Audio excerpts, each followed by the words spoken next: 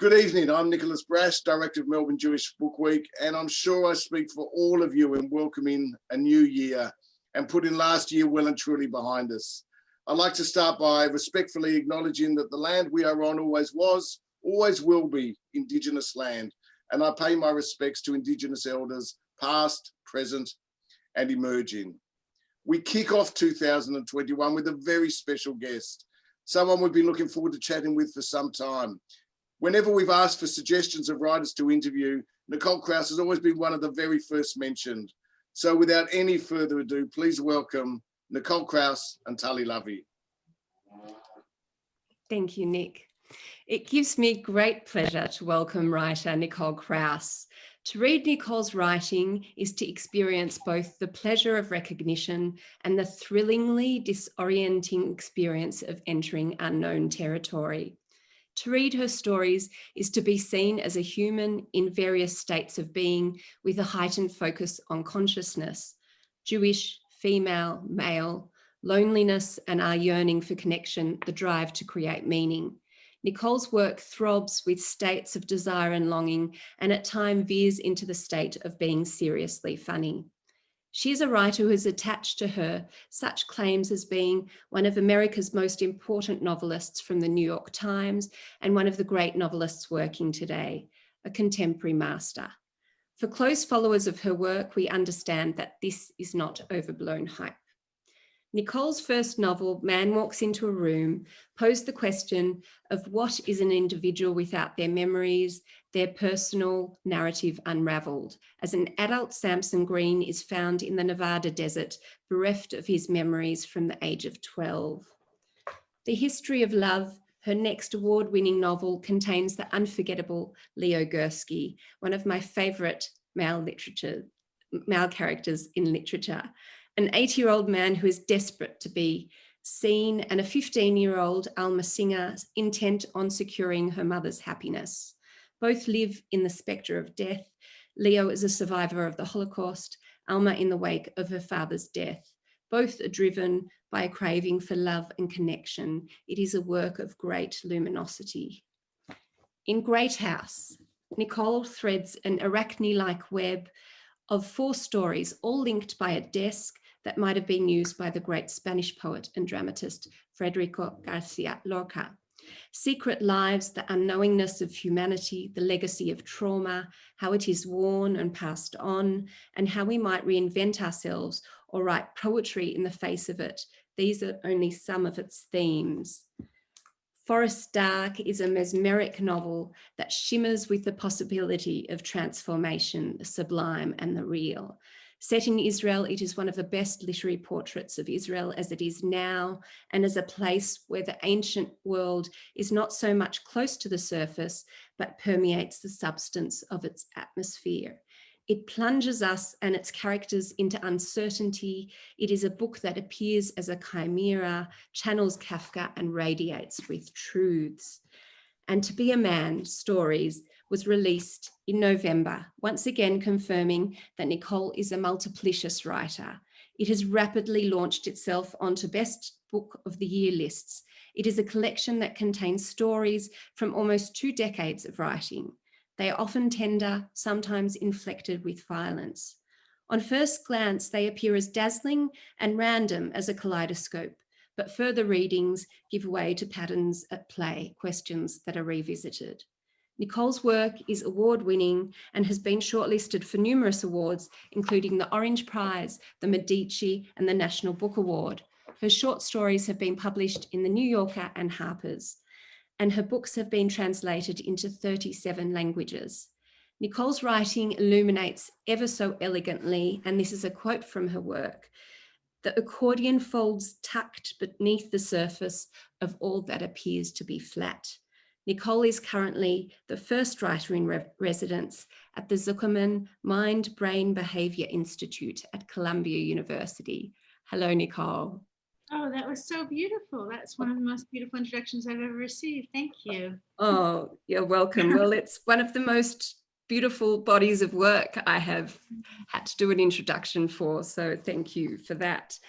In the final story of To Be a Man, the narrator of the story, a woman, is in the car with her friend Rafi and her 2 sons as they drive away from, and this is a quote, freedom, a fact that wasn't lost on either Rafi or her. By this, the narrator is referring to the name of Rafi's childhood home, the Moshav, which is titled Freedom, Cherut in the Hebrew, and yes, this does exist. And I think the idea of freedom is one which continually charges your work as if an electrical force. Does this feel true? Oh, absolutely. On many levels. One is the level of it being the reason that I write. So very, very early on in my life, when I was still a teenager, I understood that to write for me was to be free, to be free of all of the restrictions on my being, that living out only in this reality rather than in the parallel reality of literature. It simply allowed me to become other things and gain new dimension. And I think the moment I realized that, it became a kind of addiction. And every move that I've made in my life as a writer, whether it's been between forms, like from poetry to novels, or in the sort of themes of my work, has been toward greater freedom. And I think in this collection of stories, the question of where people find themselves on that spectrum of human being that goes from, on the one side, the need for stability, right, and comfort and belonging and sameness, which we all need. And on the other end of that spectrum, freedom for independence and fresh experience and new becoming and possibility.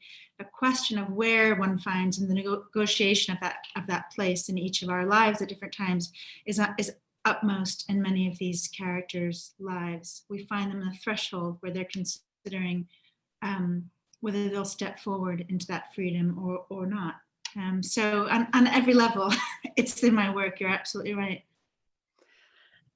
And there's the freedom craved within relationships. I'm thinking of characters like the German boxer who refuses to sleep with a partner, to sleep in the same bed as a partner, or that insisted even upon by Lottie Berg in Great House, which is kind of acquiesced by her husband to be the conditions of their relationship, that her freedom is to hold back, to withhold herself from being known. Yeah, I think this is one of the great mysteries of life to me, and it must be to more people than just me. How do we achieve the state of being known by others and being held in their attentiveness and witnessed by them, and still preserve the freedom we need, the separateness we need to be ourselves and to be constantly becoming ourselves, because we're never fixed, we're always changing. There's a line somewhere, I don't know, like I told you before we started that I never reread my books, so you will remember them better than I.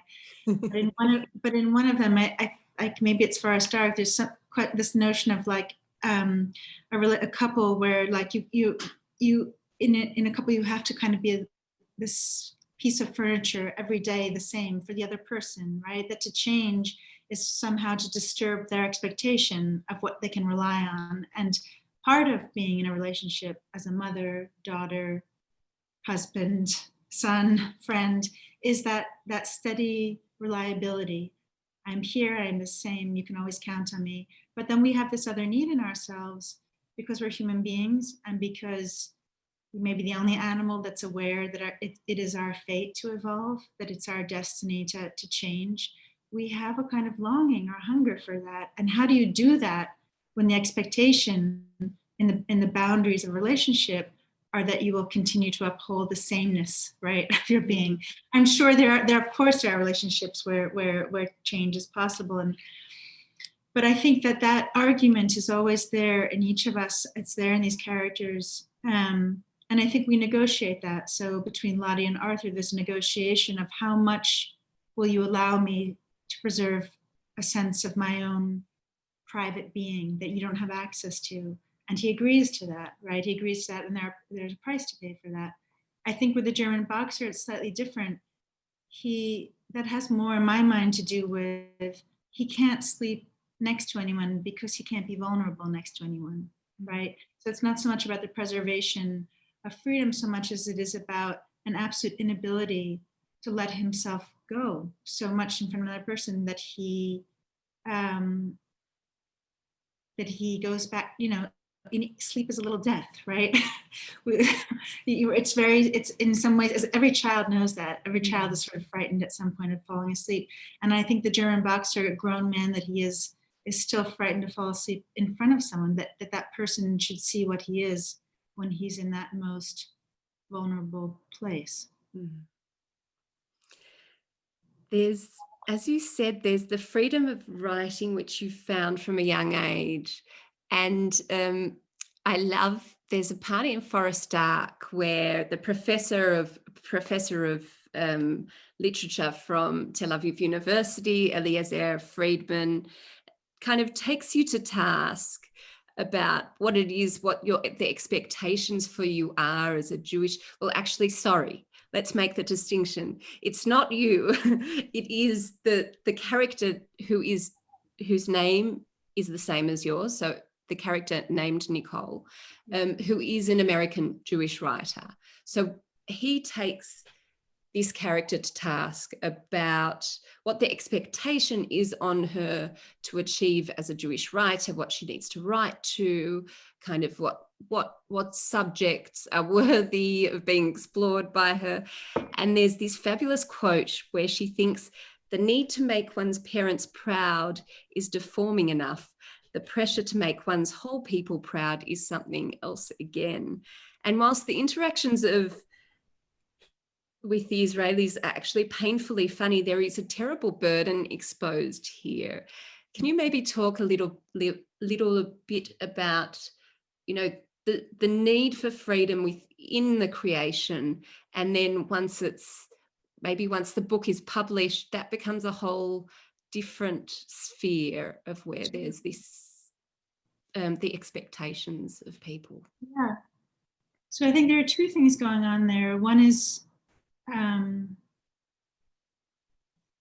that section that you refer to where she's speaking to Friedman for the first time, she starts to think out loud about the binding of Isaac, right, which is the first binding of a Jewish child, and how that reverberates down through the millennia, right? And she asks, like, what is, he binds Isaac and he comes down the mountain, a good Jew, but a terrible father. And from then on, there's this question of how do people go on binding? And the solution is we bind our children in such a way that they keep binding themselves and after them.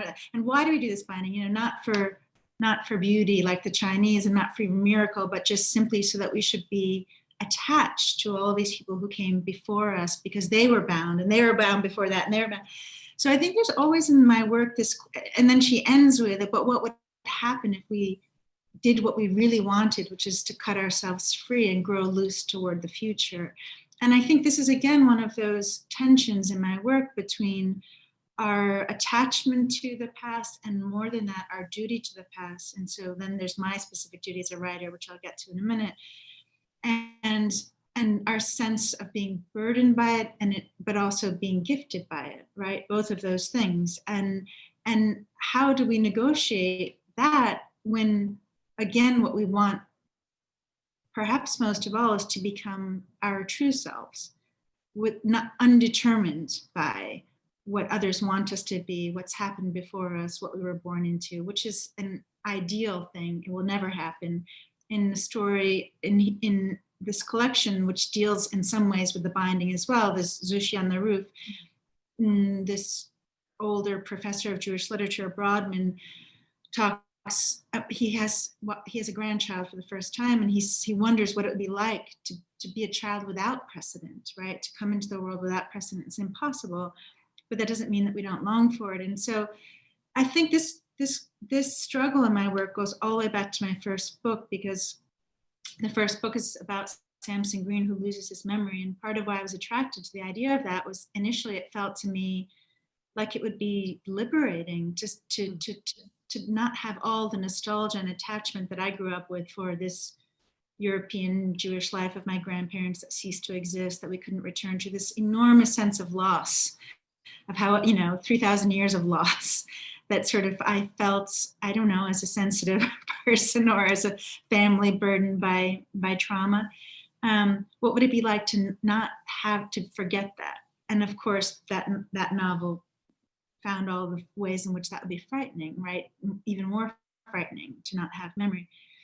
So it's been infinite being. And then just to speak specifically to the question of how I feel as a Jewish writer now who has a Jewish audience and is, often called out in the street in Tel Aviv. That section is a joke, right? There's a lot of funny bits in it. I will tell you that you're right. That's a character and it's not me, but those funny bits really happened. So that whole section of funny bits in which the Nicole character is stopped in a supermarket and stopped in the King David Hotel during her brother's wedding and by someone who has a baby named after, a character in her book, and the baby's crying and screaming, and the mother sort of rips back the canopy of the stroller and says, "It's because of you." So it's funny, and but it's a serious question for me, because on the one hand I feel so grateful to be born into the material I was born into, and to have an audience who cares as I do about that material and who cares about what I have to say about it. And yet, and here we go back to freedom again, I'm nothing unless I preserve that. And so the moment that I slip accidentally into dutifully retelling or homage or carrying some weight or doing something that's not my own just because it seems like it's the dutiful thing to do or it's what people want, I'm ruined. I will lose my interest in the work. The work won't be good. And so the result is that I've written lots of different books, many of which betray each other. There are readers who love one book and hate what came next, or hate one book and love what, I can't write towards what anyone wants, I guess, at the end of the day. But I think that keeps me honest. I hope. I think it does. I'm just thinking of the ties that kind of sense of being bound, which Brodsky, Brodman, sorry, yeah. Brodman.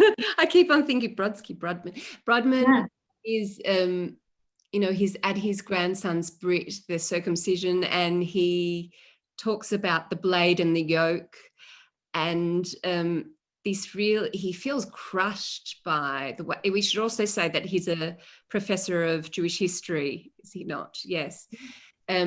So there's that binding, and then later earlier in your work with Jules Epstein, so we have this 68-year-old man who is experiencing a great spiritual kind of awakening or reckoning in the wake of his parents' death.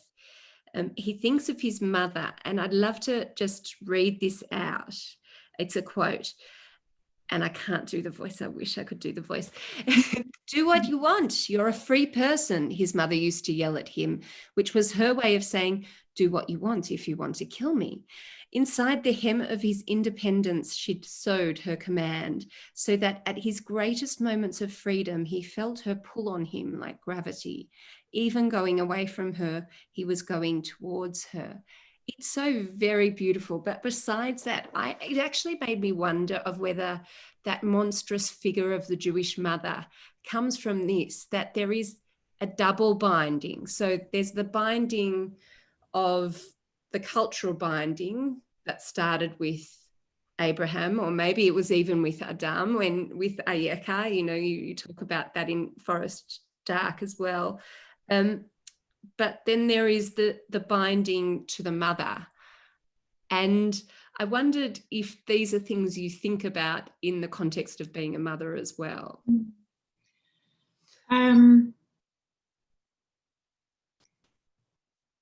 I think, speaking personally, I'm very averse to passing on to my children a notion of duty and the associated guilt that comes with not fulfilling those duties. So I feel like and maybe this is having come from spent a lot of time thinking about what are the patterns I want to continue and what are the patterns I want to break.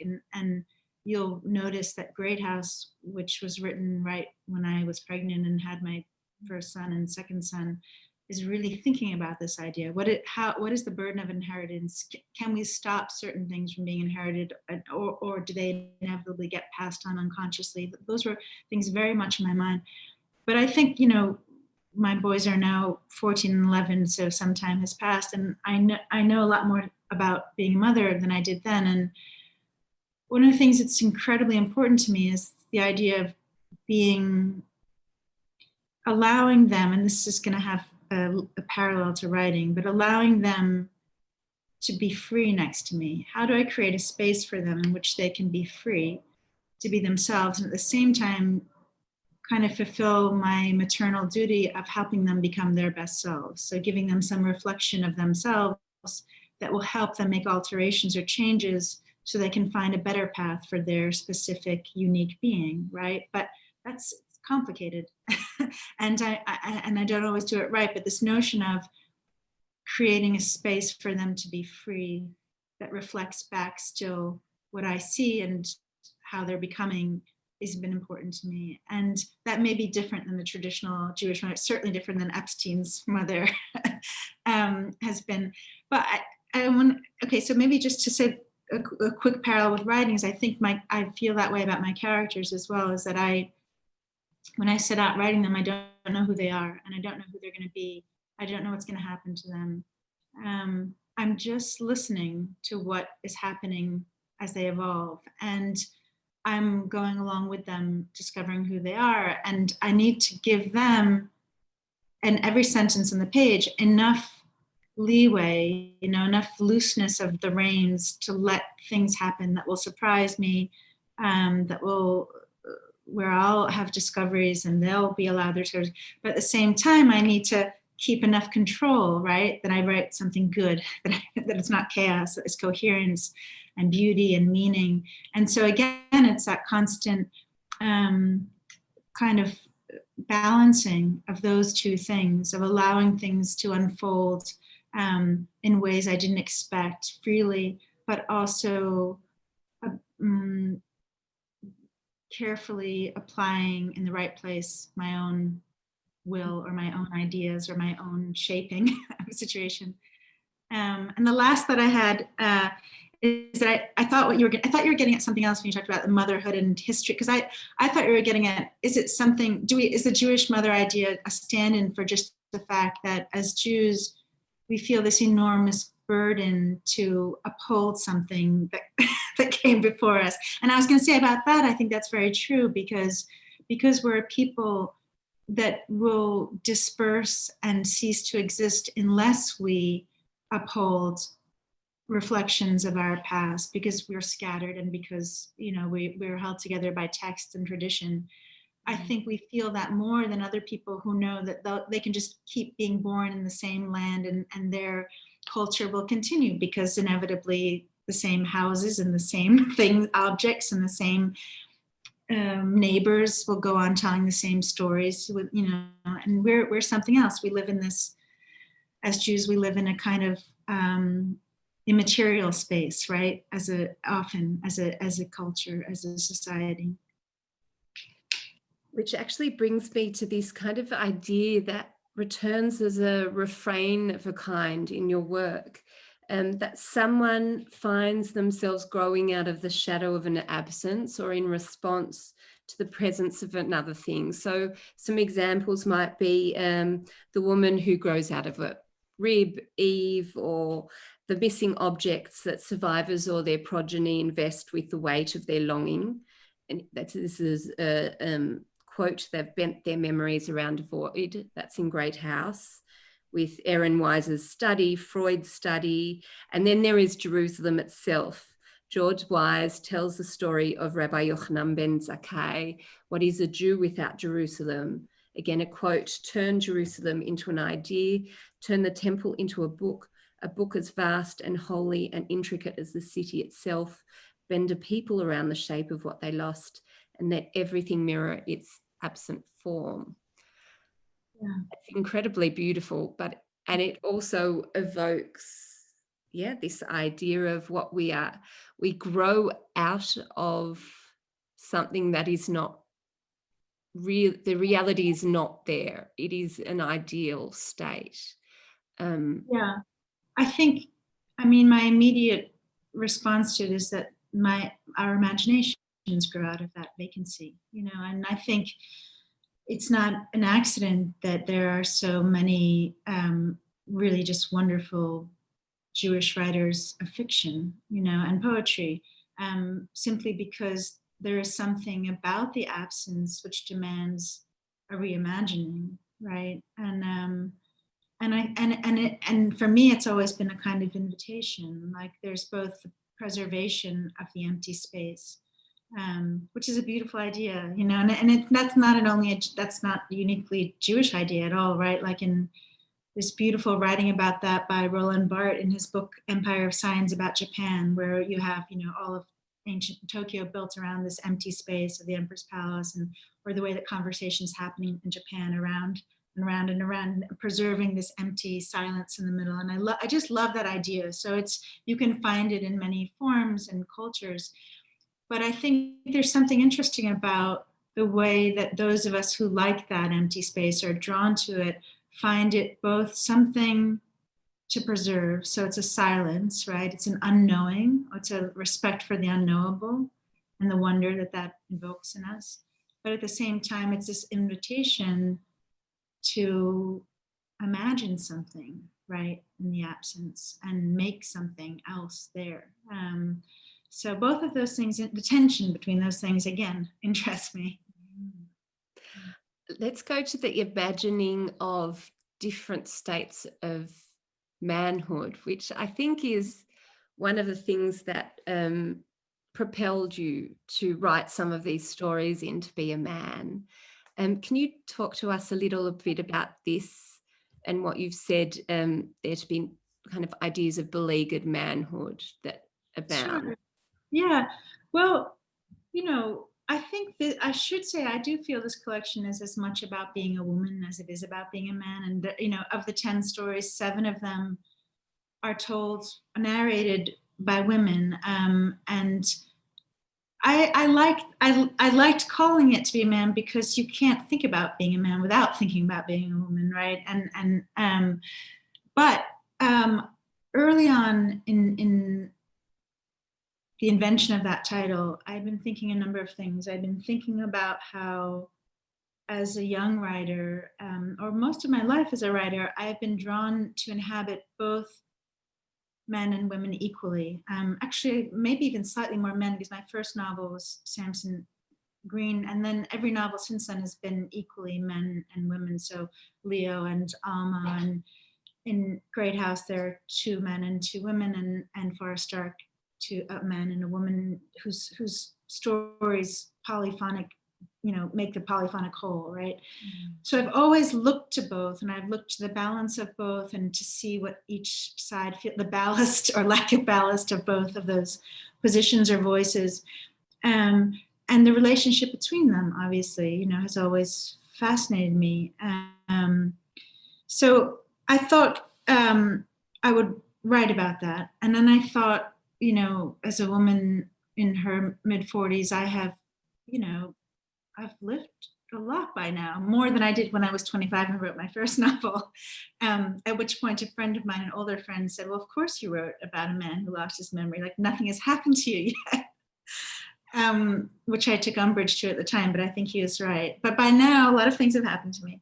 And I've, as we all have, I've had a lot of experience in life, and, a father and a brother and lovers and a husband and friends and boys and all of those things. And I wanted to think about what that was as someone who's watched it very closely, what it is to be a man, as somebody who's observed it from outside of it, but observed it really intimately. And then finally it had, particular importance to me, because in raising 2 sons, they need to become men. And it's a really complex time to be asked to become a man. It always was. But I think at this moment, the contradictions and paradoxes of what are asked of boys becoming men are enormous. I don't know how they can fulfill all of those things. And they have so many conflicting messages. And many of those messages that were needed and important, I'm talking about sort of from the, Me Too movement. But, in that movement's address of really critically huge, important things like sexual harassment and assault, it couldn't address many, many subtleties. It couldn't address large things also, like, institutionalized systematic misogyny, but it also couldn't address the paradox of how to be, a 14-year-old who's in health class in school, who's never kissed a girl or touched a girl, and being told, you mustn't do certain things, otherwise you'll be doing something terribly wrong. And, to live as a person so afraid of making mistakes and of whom also a kind of psychological fluency and sensitivity is demanded at the same time as traditional positions of strength, right, or power. And how does all of that play out? So I was thinking about all of those things. And I just want to say, I was also thinking about all of those things in young women too. So there are stories in here, Switzerland, for example, or Endes, which are about young women who are dealing with, the expectations of themselves and how they define themselves against or on their own terms, against those things being asked of them, and try to find their own ways of doing it, dangerously sometimes. But this might be a moment to read from that story that we just spoke about. Do you want? I'm so glad. Are you going to read from Switzerland? Yeah. I love that. No. I was going to read from. From To Be a Man. Sorry. Yeah, I was going to read from the end of To Be a Man, because we were just talking about boys and manhood. Yeah, does that work? I'll just read. Yeah, I love both of them. So yes. Okay, so I thought what I would do is just read from the very end of this title story, which doesn't give anything away. And I'll just say for those who are listening who haven't read it, that this is a story that speaks to those things that I was just saying. It is the story that in some ways I was headed towards all along while I was putting this collection together, but it's one of the very last stories that I wrote. And it's the narrator is a woman in her 40s, and it's broken into 4 sections. So the first part, she's looking at her father. The second part, she's speaking about this lover who she calls the German boxer, who we referred to before as the one who can't sleep next to anyone, can't fall asleep next to anyone. And their long conversation, because he's German and he tries to imagine what he would have been, and, would he have been a Nazi in the Second World War, and she's Jewish. And the third part is about her friend Rafi, who's this Israeli dancer, but of course was in the army, like everyone in Israel has to be. And it's about what happened to him when he was in the army and in Lebanon, and also about his marriage now.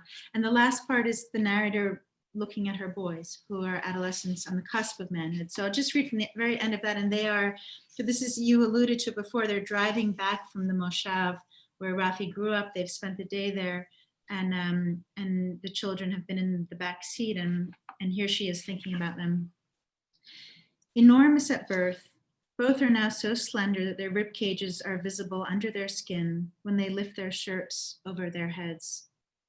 I know everything about what is visible of their bone structure beneath the skin, and about the skin itself, the precise location of each beauty mark and when it arrived, and the scars and what caused them. I know in what direction the hair on their heads grows, and the way they smell at night and in the morning, and all the many faces they went through before the ones that each wear now. Naturally, I do. When the older one worries that he is too thin and weak, I tell him how my brother had been built the same way when he was young, until without warning, like a storm comes so suddenly that someone, somewhere, must have prayed for it, a change came over him.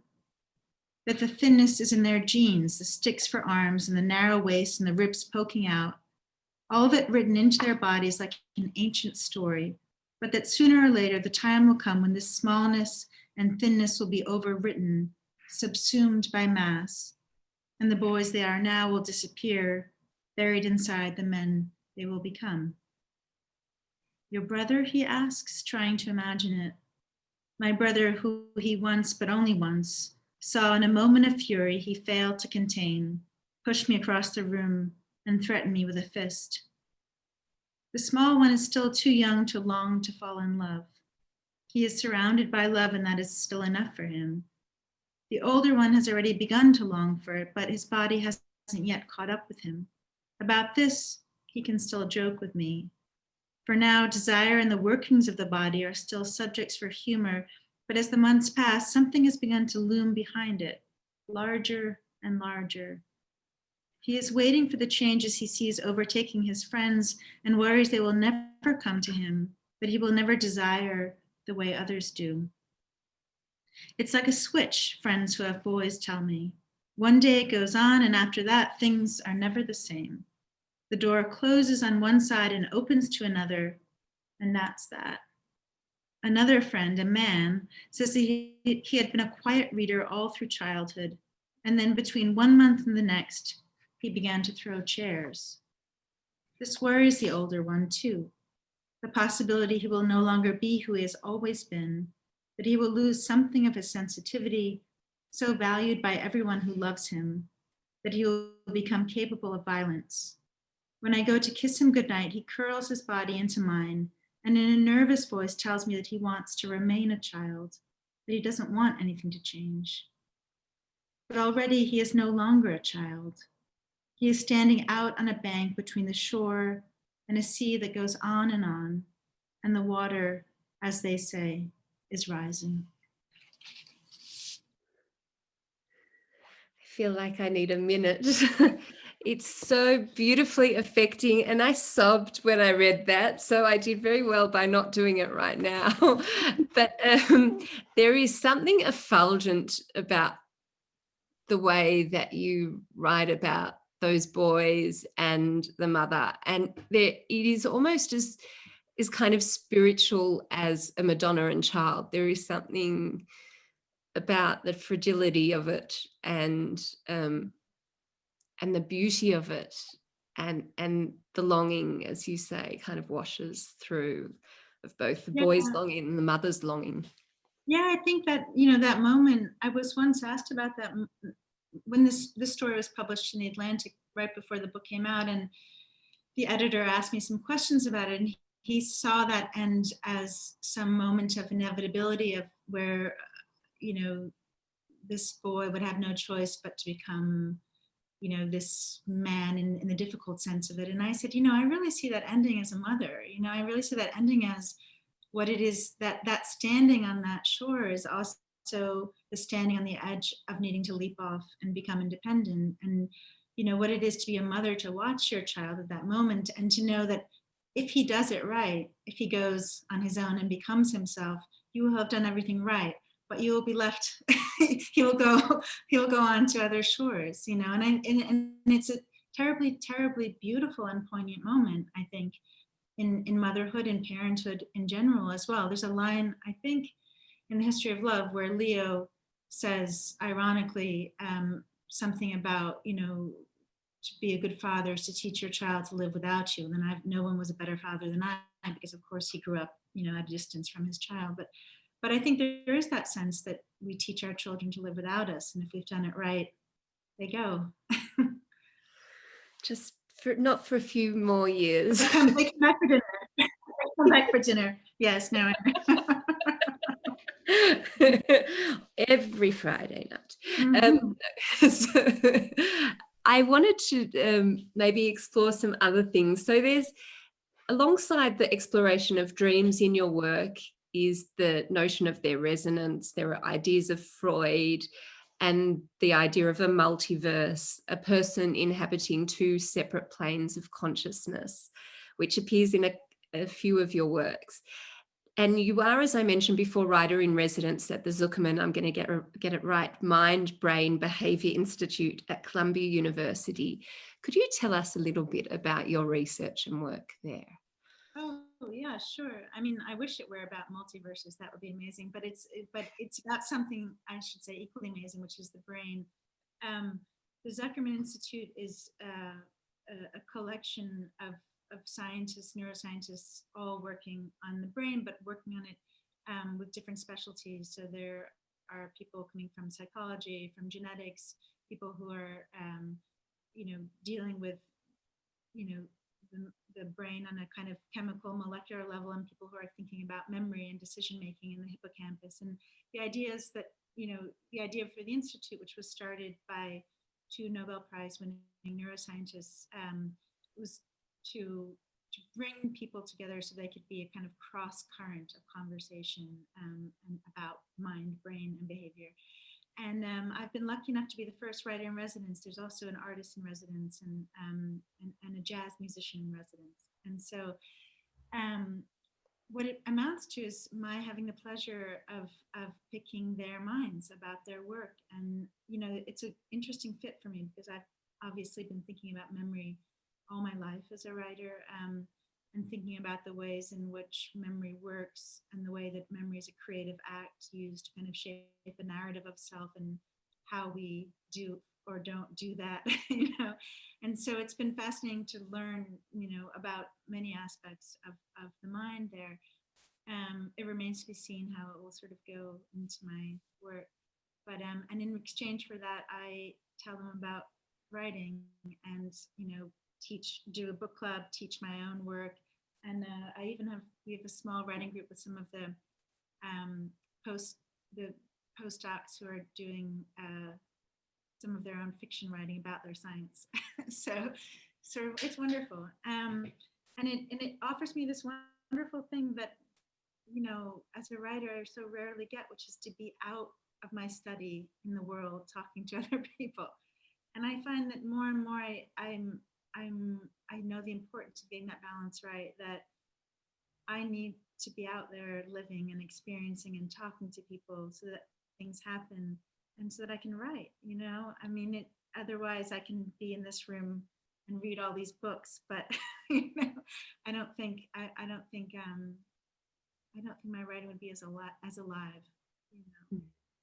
Well, it makes sense to me as well, because so much of your writing is about transformation. And if you were to only sit in a study and write, then there's no ability for transformation outside of your work. Well, I think on 2 levels, like writing stories are always about transformation, right? So like the most simplistic rule of a story is that the character has to change, right? If there's no change, it's very hard to tell a good story. And then all these, why does a character change? Why does he need to change? How does he or she change? But following that transformation over the course of the novel is how narratives work. And I think, paired with that is how we as writers change. And I had a friend who years ago said something that's just never really left me, and I still don't know whether it's true or not, but he said, well, you don't need to be one of those writers who turn out a book every year. Who wants to be one of those? And I've always thought, this is what he said, I've always thought that, every novel comes out of a kind of crisis, as a response to a kind of crisis. And I guess another less dramatic way to say that is it's a response to a kind of change, right, that happens in one's life. And it's a kind of reckoning of that, with that change, right? So you have your characters who are transforming, but you're also kind of chronicling your own change, or experiencing it, as was the case with Forest Dark in my life, as you're writing. So I agree with you. And I guess the last note I would say about that is, it's not, I don't know which came first, the need that I have personally to always be experiencing new things and to be changing forms and in forms in my life and forms on the page. I don't know if that's what made me a writer, or if I don't know if I do that to keep my writing alive. I no longer know where the hunger and curiosity came from, or what it's feeding, or who's feeding what. It's a snake eating its own tail kind of thing. But I do know that I'm very dedicated to that, to on that spectrum I described to you earlier between stability and sort of sameness and the freedom to evolve and independence and change. I fall rather far on the freedom to change spectrum part of it. So, which is not easy, not always an easy way to live, but I always have the feeling that at the end of life, I'll be glad that I did that. Yeah. So many readers are glad as well. I wonder if writing is a kind of, there's a sense of violence that sometimes enters your work. Sometimes it's object, sometimes it can be sexual, there are all these forms of it.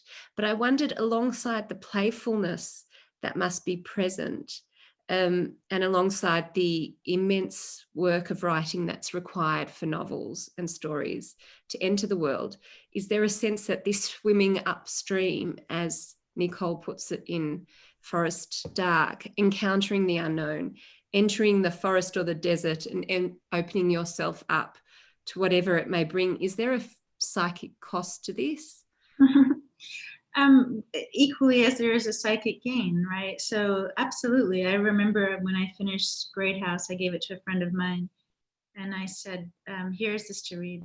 And I feel like I skinned myself alive to write it. And I can't remember that feeling. I just remember what I said. So I must have felt that way, but there's enormous gain just to go back to that idea of like, to write is to expand yourself, right? One life is not enough, and we have all this extra language, and we want to become all of these extra things. And I have had the privilege of doing that. I think you have too, whether you write or read, right? Like we who enter into the literary contracts, right, to go into that parallel world that is literature, and bring back to it things from that world and that understanding to this world. We have this chance to add so much dimension to our being, right? With each character we fall in love with or become, they stay with us always. So that old man, Leo Gursky, that you loved, he's part of you, right? And so is every other character that you've embodied and inhabited as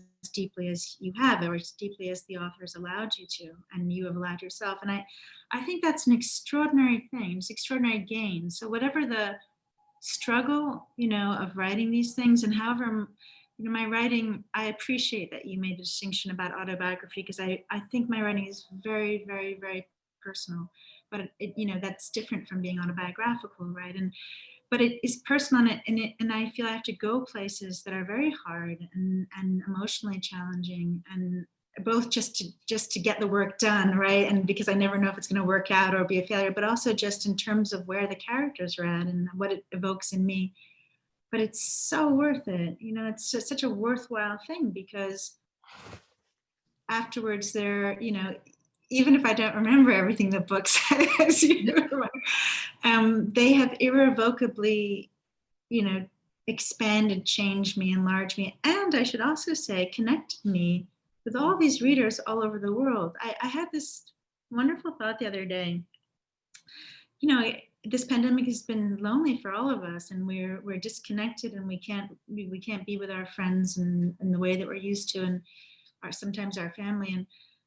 And in that, in that space of like thinking about that loneliness and how it's very familiar to me, right, as a writer, and just always in my life. But then I had this thought of like, oh, and then I published this book, and I thought how publishing a book is always like, it's always kind of alienating in a way, because you don't really know, you realize that you don't know what you really expected by writing it, because you'll never be there when people read it. So you'll never have that sense of like, reaching them.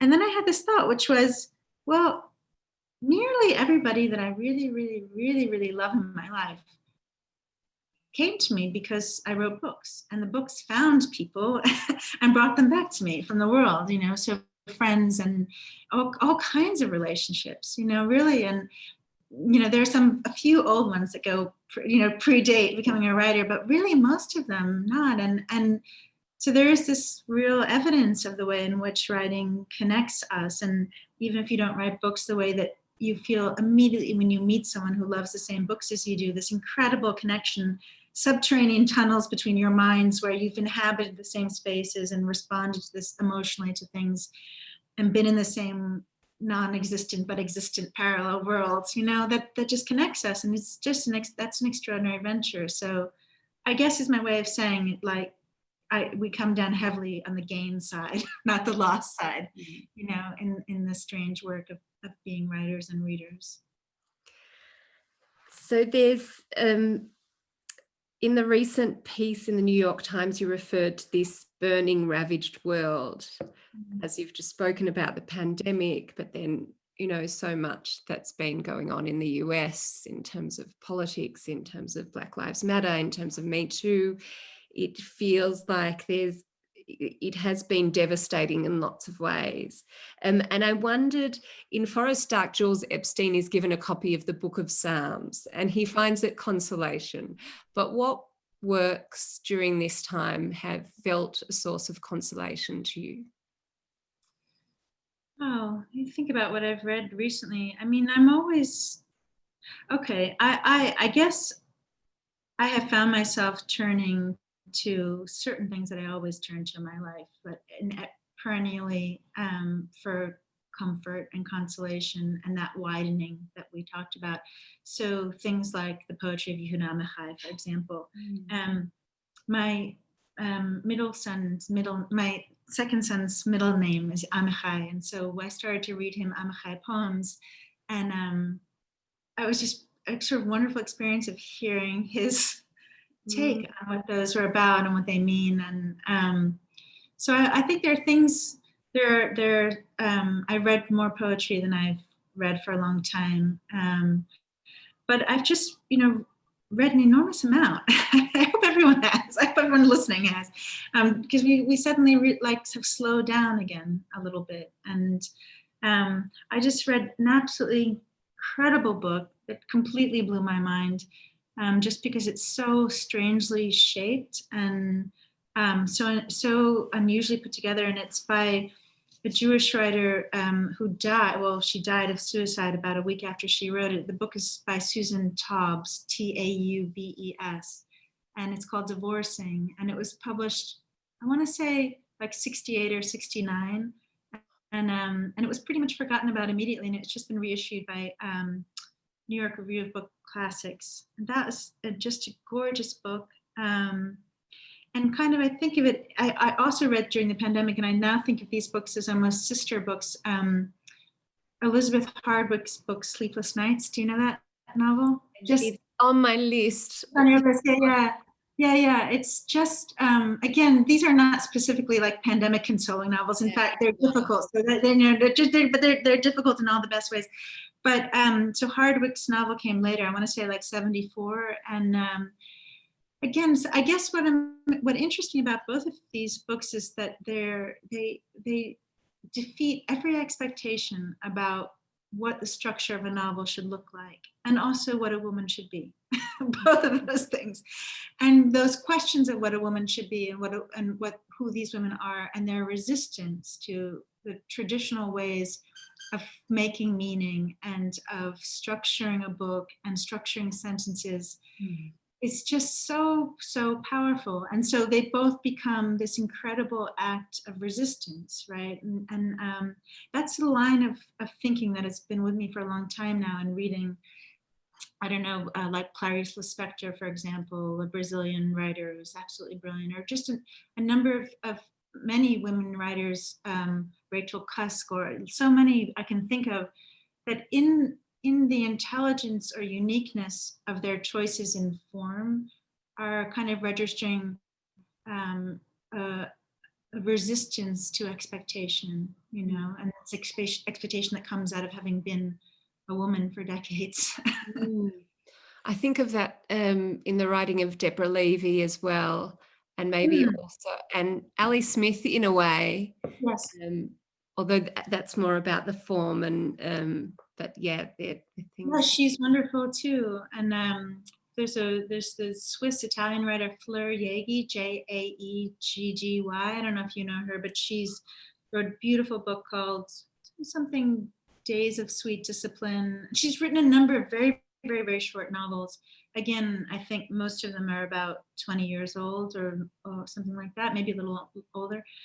I think she's still alive, but just absolutely unique in their perceptions and in their making and their how they've been put together. Or Tove Jansson is another one, wonderful Finnish writer. The Summer book is a beautiful book. If anyone listening hasn't read that, we could go on. I know we could go on, and so I don't know whether to finish on that. There is so much that I wanted to ask you. I wanted to ask you about Kafka. I wanted to ask you about reading and in seeing Shadi, which is that's one of the finest essays in that collection. I love it.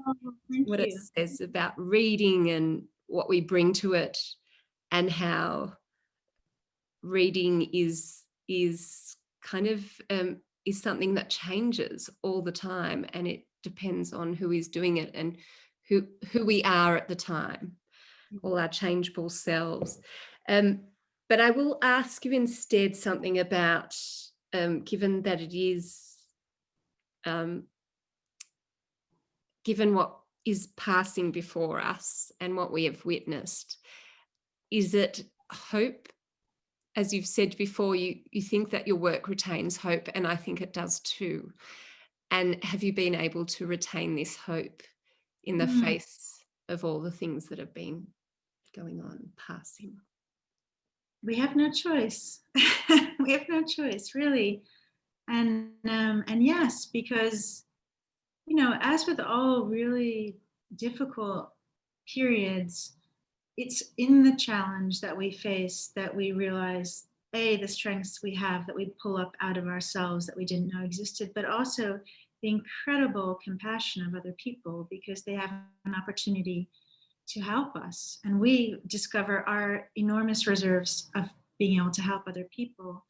And I think that's, you know, always the thing that comes out of disaster, right? I'm thinking here when we had like Hurricane Sandy, what was so incredible about it was the aftermath of just enormous effort that everyone put into helping people who had lost their homes and who didn't have what to eat.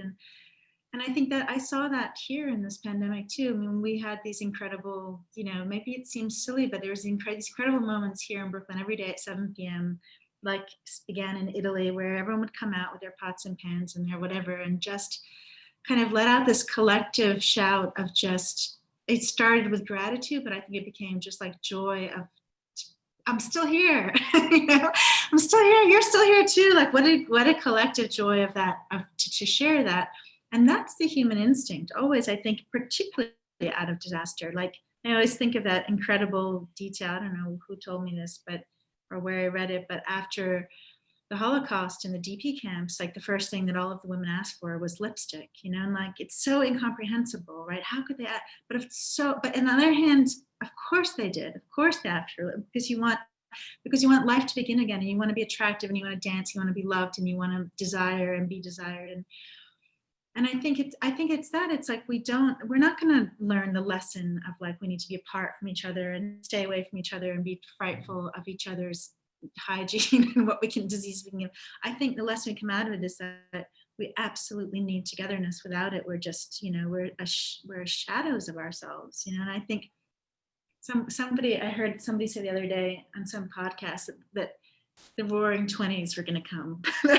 An age of decadence of the roaring 20s. And by that I take not decadence in the ways that we don't need, but decadence in the ways of like enormous amounts of time together and festivity and celebrating in the face of difficult things, because we need both, you know. And I don't mean to undermine the fact that this is an ongoingly scary time, you know, like that story Future Emergencies in the book, which was written right after 9/11, and that future emergency is ongoing, and it will be ongoing in our lives and our children's, but how do we balance that with our human instinct for joy and connection? Yeah. Well, you have almost reduced me to tears yet again, Nicole. But it's good tears. They're tears awash with hope. Nicole, your writing enacts what Kafka once professed literature must do. It is the axe for the frozen sea among us, within us. I long where there is that word again for whatever work you next publish. I think of your writing novels as akin to the acts of Philippe Petit, the French high wire artist who walked between the towers of Notre Dame and the Twin Towers in the 70s. There is something so thrilling in entering the air with you, or plunging into the swimming hole and reaching to touch that dark thing like Persephone, as does Lottie Berg, or entering the forest or the desert with you as our guide. I hope, Nicole, that one day Melbourne Jewish Book Week will host you in person. Thank you so much. It's been a real joy. It's been such a joy to speak with you, and I really would love to get there one day. So please invite me again. Oh, good, definitely. On that note, I can assure you we certainly will invite you again. Thank you so much, Nicole and Tali. You covered so much ground. It was just extraordinary. I think this is one interview that we're just going to have to watch and re-watch. It was an absolute joy. Thank you so much. Tali, well done for not crying on many occasions. But Nicole, that was great. And please thank your children on our behalf for staying off the internet and giving us wonderful coverage all the way through. I will. To the audience. Yeah, sorry, Nicole. Yes. Oh, no, go right ahead. I'm just going to, just to our audience, before you all go, I just want to let you know about our next couple of events. We'll be recommencing our monthly second Tuesday of the month events next month. So that's less than 2 weeks away, on the 9th of February. It's one of our book club series featuring Arnold Zabel, talking about his latest book, The Watermill. You don't have to read it before the interview, but if you do read it, you may well have a question for Arnold. So please book in for that one so you don't miss out. In March, appropriately, just before Pesach, we will be featuring Michael Twitty, African-American Jewish writer, culinary historian and author of The Cooking Gene, among many other food-related titles. So that's an absolute must.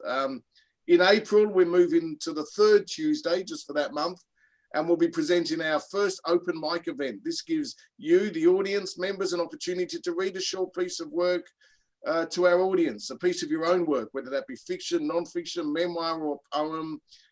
So you can start writing a piece now. You've got a couple of months. Of course, there'll be a lot more information about that coming up soon. And finally, I encourage you to make a donation to Melbourne Jewish Book Week so we can continue to bring you these great events, and details of how to donate will follow. So on that note, I thank you again, Nicole and Tali. Thanks for having me. And to the audience, we'll see you all on Tuesday, 9th of February. Thank you very much.